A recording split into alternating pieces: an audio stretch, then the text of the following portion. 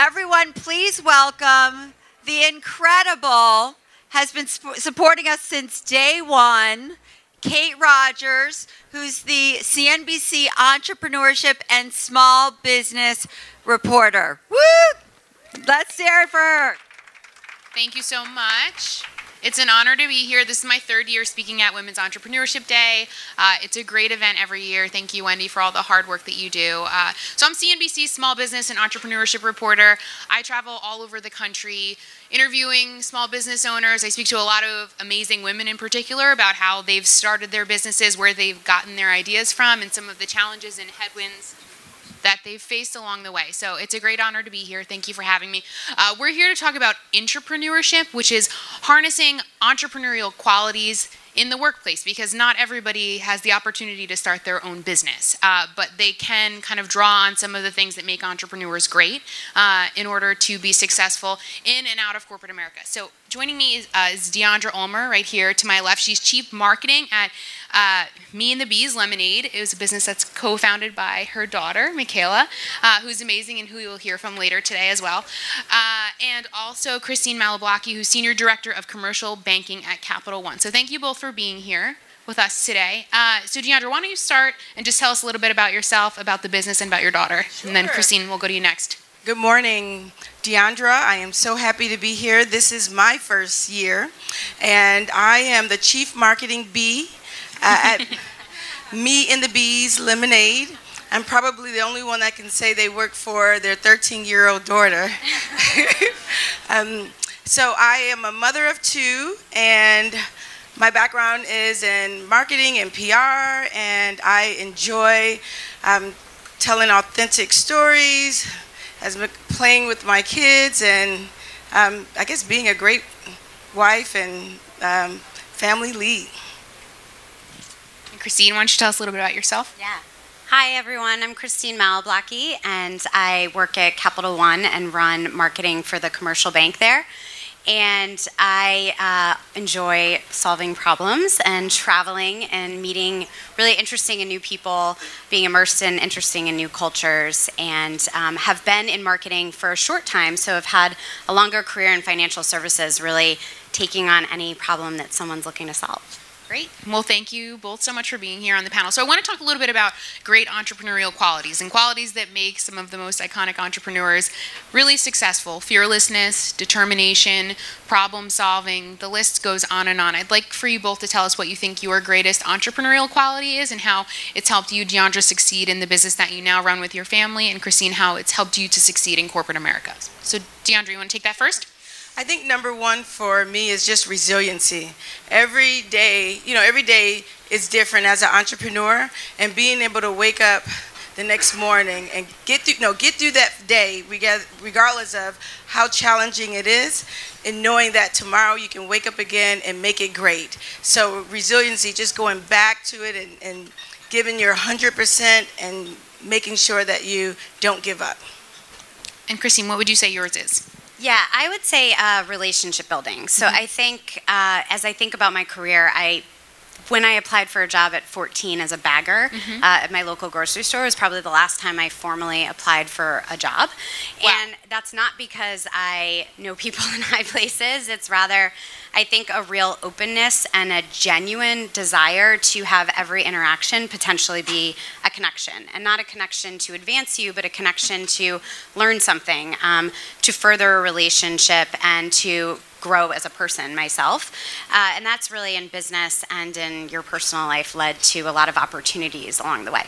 Deandra, how important is relationship building for the brand that your family has built together? And how have those connections that you've made along the way helped you to succeed and grow? Wow, you know what? I think that in our particular business, being in the beverage industry, I never thought I would say I would be a beverage Why don't you manufacturer. tell everybody how big the business has become, too, because your daughter was on Shark Tank. Successful contestant on there. Well, I don't want to steal her thunder because she'll tell you more later. But tell us a little bit just for context. But like I said, Chief Marketing Bee, Me and the Bees Lemonade. It started out as Michaela at 4 in Austin, Texas. She went in one Whole Foods, while she was saving the bees, sweetening her lemonade with honey. And she went on Shark Tank, and the business has grown over 500%. It's and Yeah, we should clap for that one. That's really impressive. it's in natural food stores like Whole Foods and Wegmans throughout and it's gone national. So, but what would you? Now I missed your question. Sorry, I just wanted you to brag a little bit about your business. Relationship building, how important those people skills are in creating a family brand. So I think it's really important in my industry as a beverage manufacturer, because I'm really in an industry where you have three big monsters as the big competitors, and so you really will never have at this point the budget that a Coke or Pepsi would have. So it is through your relationships, your unique relationships with people, that you open doors and that that you get into major stores. I just remember one example where we were sitting there talking to this gentleman.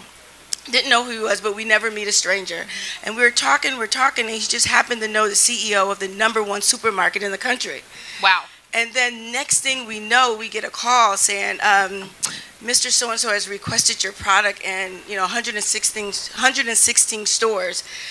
And Wow. I was like, wow, just from that one conversation. And so it would have taken a business thousands of dollars, like, $20,000 just to get on the shelf, or a long time to many, brokers and salespeople.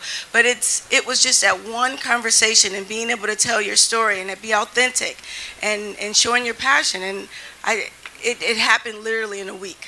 Wow. That's really something else. And Yeah. because you made a good impression and a nice connection there. One thing before we go to the next question, I'd love to incorporate the audience with some Q&A at the end. So start thinking of some smart questions for our awesome panelists here, and then we'll get to them at the end. Let's talk a little bit about personal branding. And Christine, I'll turn to you. Whether you're an entrepreneur who has their own business like Michaela, or you're someone who's working every day, 9 to 5 in the corporate world, your personal brand matters. How you present yourself matters. How important is personal branding? How do you kind of strike the right tone, find your personal brand, stay on that message, and really take it to the next level to help you succeed? Yeah, I have a pretty strong view when it comes to personal branding. Those that know me have a pretty strong view on a lot of things. So Me too, that's me too. surprising. But I think that personal branding to me is, I think when people hear that word, they think, what do I have to show the world about who I am? And I like to flip it on its head a little bit. I think personal branding is how in tune and in touch, and I love you said the word authentic, how in tune and in touch am I with my authentic self? And how much am I presenting of who I truly am externally and living that person every day?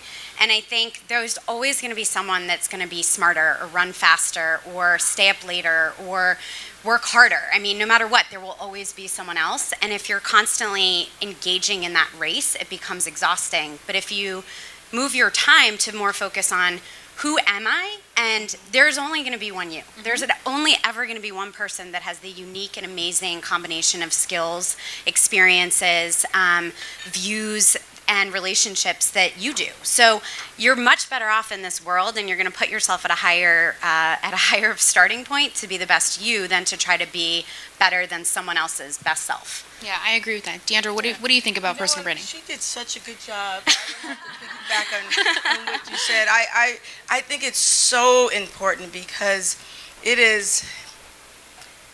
it's everything that you think about and you do from the moment you wake up to you go to sleep. It is the values that you make sure that you are being true to on a daily basis. It may be as simple as it is sometimes, the little yellow business card holder that you put your business cards in. And it's just something that you establish your values and your mission, and you live towards that, and you live it. Yeah, you have to stay true to yourself, for sure. Yes. You want to add something else? I do, sorry. And I think the other thing, especially we're here, obviously there's a focus on women today, as every day there should be. But I think as women also, there's an incredible amount of pressure and power to put a face to the world or to appear a certain way or to make things easier for others to relate to you.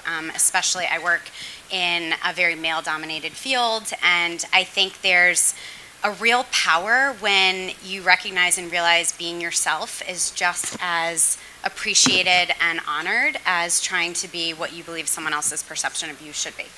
Well, I think this question can apply for both of you, because before you were working in marketing at your daughter's company, you were also in marketing in corporate America for years and years. How do you act like an entrepreneur mentally in a corporate environment and kind of leverage those skills and use them to your advantage? How do you tap into it? Because I know even before I started covering entrepreneurship, those weren't necessarily skill sets or ideas that I had thought about every day. But even in being a reporter, you have to be entrepreneurial and coming up with ideas, pitching yourself to people, meeting new people, networking. So how do you think you tap into that skill set and use it? You know what? I remember being in corporate America and being really young, right? So probably the youngest one on my team. And I didn't do this my first job, but the second one is being okay with being a disruptor. Yeah, I love that. I love that. You walk in and things are already set, but you have to realize that they hired you for a reason, or that you are there, or that your business is here for a reason, and it may not be the same reason that your competitors are. And so being okay with being a disruptor and driving results, I think, is really important, and having enough confidence to know that you're on the right track. You're on your track. Yeah, even though it may not be the track of others. I love that. My mom always says, run your own race. Like, worry about yourself. You shouldn't compare yourself to others, which I want to talk about a little bit more in a minute. But Christine, what would you say? Yeah, I think that's a great point. And I'm fortunate enough to work for an organization that actually says, if you have a thought and you don't share it, that's on you. That's not on, like, it is an open environment, and no matter what your level, no matter your experience, your opinion matters. I think that's incredibly important. I think the other thing is, none of us do this alone, right? We've talked a lot about relationships, but no one is creating something end to end on their own, and any opportunity to break down silos, to bring in diverse opinions, to bring in others' experiences, always yields a better product. And I think entrepreneurs are constantly thinking, what can I learn? How can I grow? What can someone add to this? And in a corporation, it should be no different. Those that put blinders on and focus on their work tend to really miss the bigger opportunity and bigger picture. Yeah.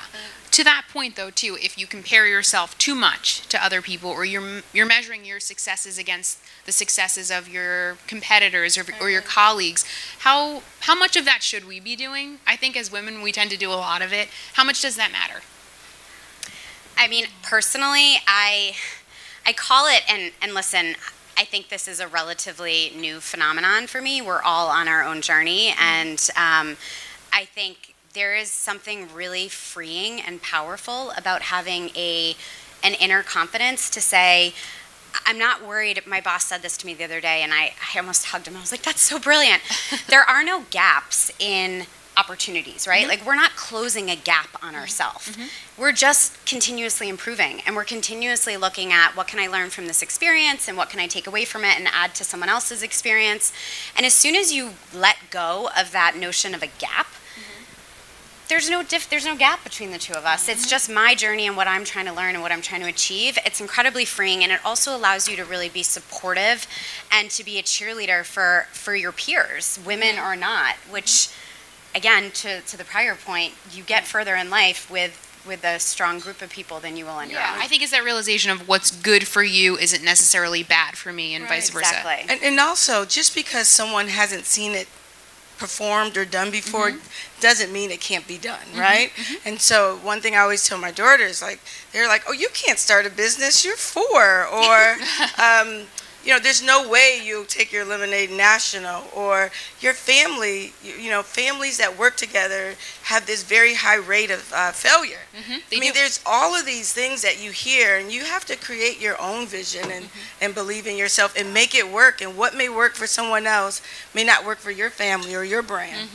How did you foster entrepreneurial qualities at such a young age in your daughter? You think she was born with them? I'm sure you obviously, as a family and as a mother, did something to kind of encourage that, inspire her. How did you help her build on that? I like to think she had the seed, and I just helped it grow, right? And so how did I help it grow? Well, when she was 4, and she said, hey, I want to start a business, or I want to sell my lemonade. That it wasn't a business at that time, and so anytime my kids tell me I want to do this, I'm like, I'm their biggest cheerleader.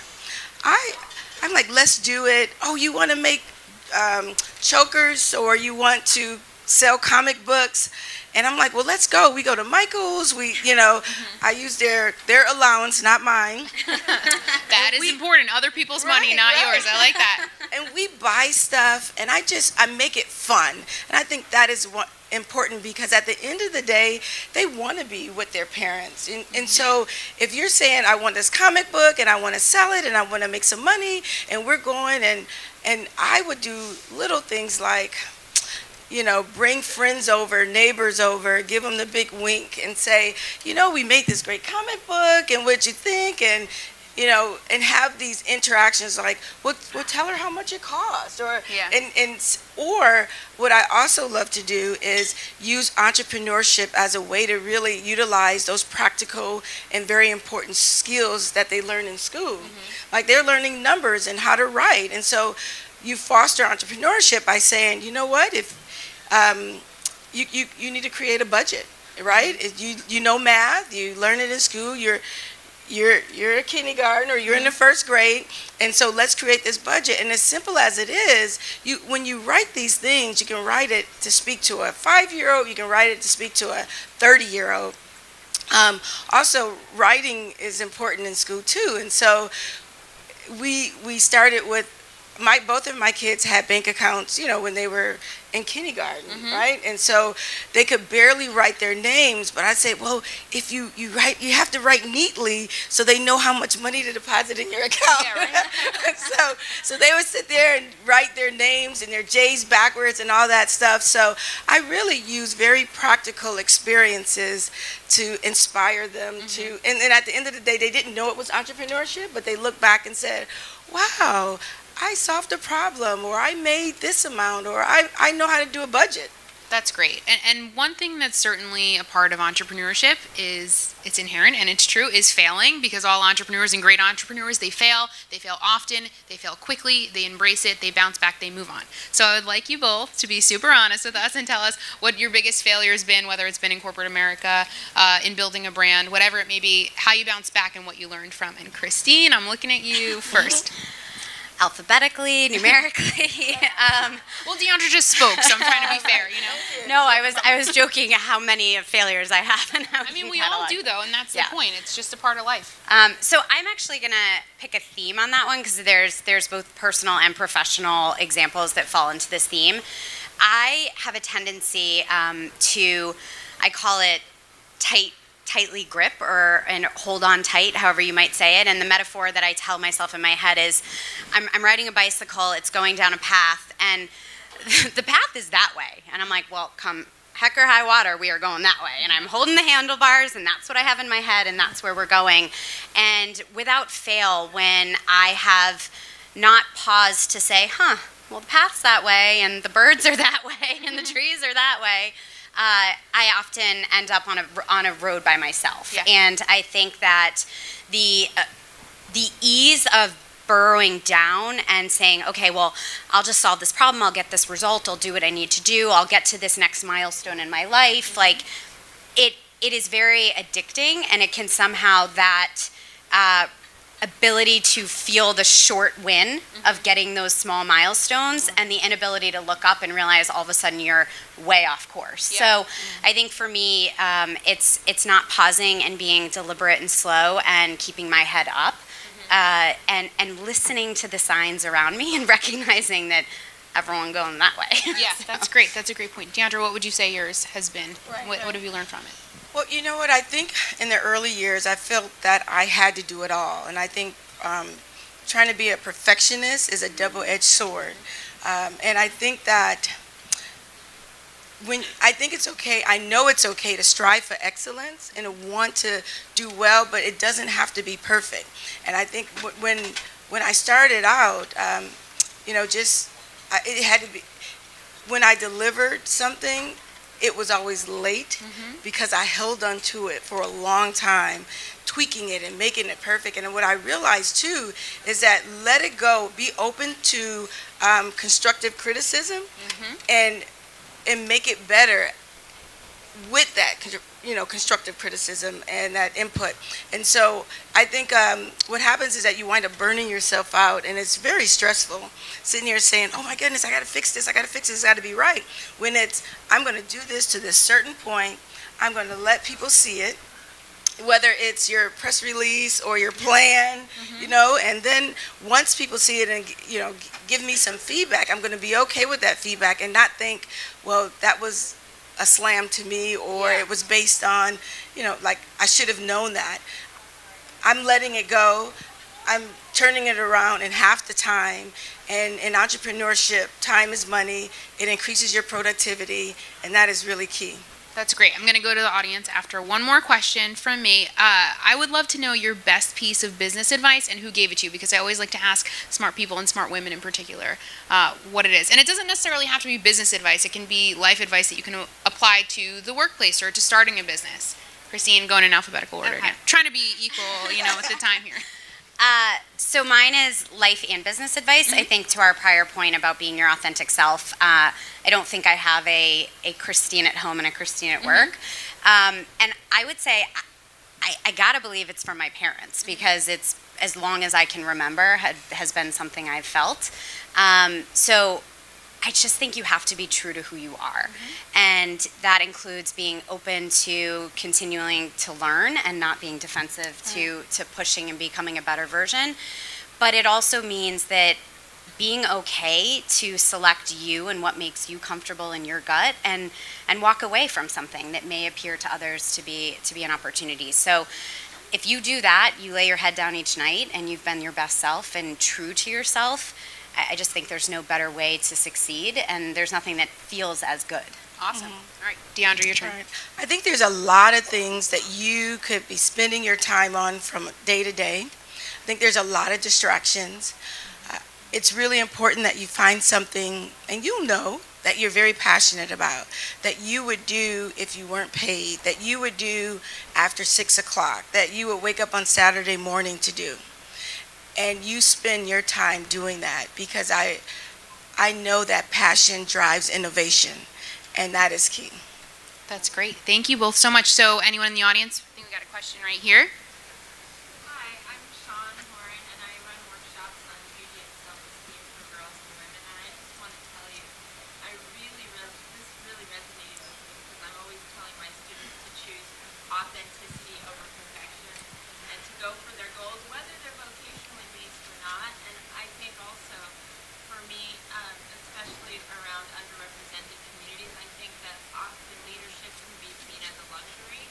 So when I hear your story, Deandra, of how you foster leadership in your children, I think fostering a culture of leadership is tremendously important. So I just want to thank you both for being so honest today, and it resonated on so many levels.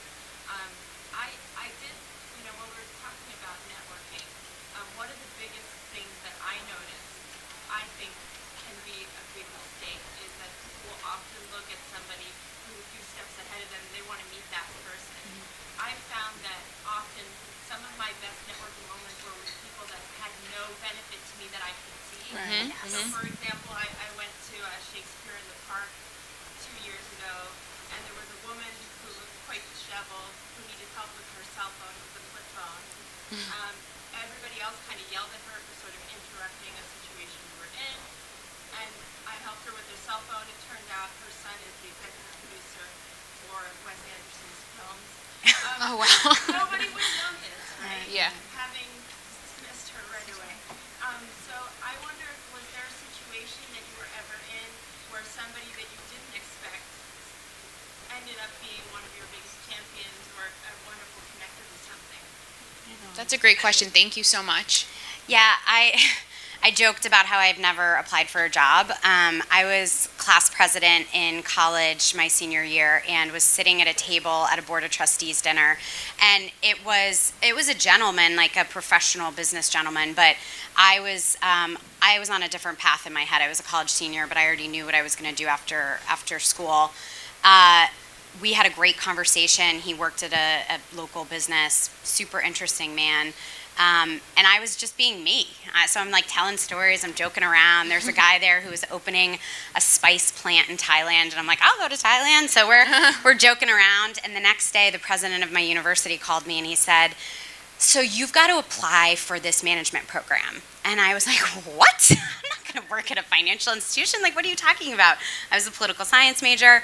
And long story short, I ended up switching courses, taking that job and that management program out of college, was not looking for it. So I think to my earlier point about being, and we both talked about this, just being open to what can I learn from this other human? Not what can I get from this person or where are they going to take me, but I am having an interaction with a human that has a whole host of experiences, and that's just going to make my life richer. Right, yeah. I think that's a great point. Do you have anything you want to add? Well, I think I think of it as a little different angle in terms of, I think we just get asked to speak a lot, right, and do a lot of things, and which is an honor, and we feel blessed. And a lot of times you look at the list of opportunities and you think, well, which one would give me the biggest impact in this area or this area? Mm-hmm. But I've learned not to think of it that way. I think of it the reverse, is who can I impact the most? Who could listen to Michaela and have the biggest impact in a community or in a school? And so and that's what we do. We have to balance it, but the small school, it was such a small school. It was on the other side of town. They wanted to, they only had a little bit of flexibility, maybe from 10 to 10:30 on a Tuesday. And I'm thinking, there's no reason why I should pull her out of school to go way on the other side of town. But for something, it was just pulling on my heart because it was in a particular community. And I tell you, we went, and it was the biggest blessing for us. They had pom-poms and balloons up, and they write her every week. Aww. And they send her pictures, and they could have, they may not even ever buy a bottle of lemonade, but I know that many of them know what they want to be as a result. So that was more important to me. That's awesome. Thank you so much. I think we could probably get one more question in before it's over, if anybody has one more question. Anybody? Yeah, right here? Sure. I actually have a question for Kate. Oh, but I'm the moderator. All right. I just think it's really cool how you're able to interview entrepreneurs, and so I was wondering, in your experience, and this could apply to everybody on the panel, what was kind of the most memorable kind of combination of a team that you've seen, that you've interviewed, perhaps at a startup, and what do you think kind of made them work? I think, so we talked a lot about resilience and resiliency. I think one of you mentioned that was something that you thought was really important. So I had the opportunity to go to Ferguson after the riots twice to watch business owners there rebuild after everything that they had been through. And I think watching communities come together in that way, have a capacity to kind of forgive and move on and be strong and bounce back. I think both of those trips were really memorable for me, and I think in my time, especially with CNBC, have stuck with me the longest, because watching your business burn to the ground is not easy. It's something that you've worked for your whole life, and having the strength to walk in there, go through the applying for insurance process, rebuild the entire thing, take risks again, and also forgive and move on is really, really important too. So I think that I'd say that's probably been one of the most memorable experiences I've had. You guys want to add anything else? Well, you know what? Last year, this time, July, we went to Cape Town, South Africa, and Michaela was there teaching young girls about entrepreneurship. And we were at the hotel, and every morning we would go and eat this wonderful breakfast, and we were able to bring our whole family, and it was just like, oh my gosh, it was a breakfast from the world. It just seems like it had everything in it. And they knew your name almost, and they knew, they knew what kind of coffee you preferred in the morning. I just like, wow. And the first couple of days, I just ate breakfast. But the third day, I started asking them about, where do you live? And tell me, and so they would talk, and I realized very quickly, wow, it's, I knew it was a different world, but it was a different world. And they had little girls that were Michaela age, but they had to travel quite a distance to work at the hotel, and they would work at the hotel for 6 months, and then they would go back home, and their community or their their moms and dads would take care of their kids, and they weren't complaining at all, but they were just, you sit there and you're eating your breakfast, but then you really, ask questions and get to know these people, and you're thinking, wow, it's not, it's a challenge, right? And so one of the people that were helping me, one of the hostess, she said she had a daughter Michaela's age, and I was like, really? And they didn't know anything about the lemonade, but we actually had some bottles, and we gave them. It took $11 to ship one bottle to Cape Town. And so we had some bottles, and we shared some of the lemonade, and it was just really amazing to see how that next day it was a true dialogue. It wasn't just them there helping out with breakfast. It was, it was me really appreciating them being there and them smiling, and they're just loving. I just love that experience. And it wasn't until you stop and you ask questions and you figure out who's these people, and it just, I think that's really important, that you stop and ask, who are you talking to? And you really, it grows your life. It's a blessing to you. I love that. Well, Deandra and Christine, thank you both so much for your time and your insight. Really appreciate it. And thank you guys all for being here. Have a great day.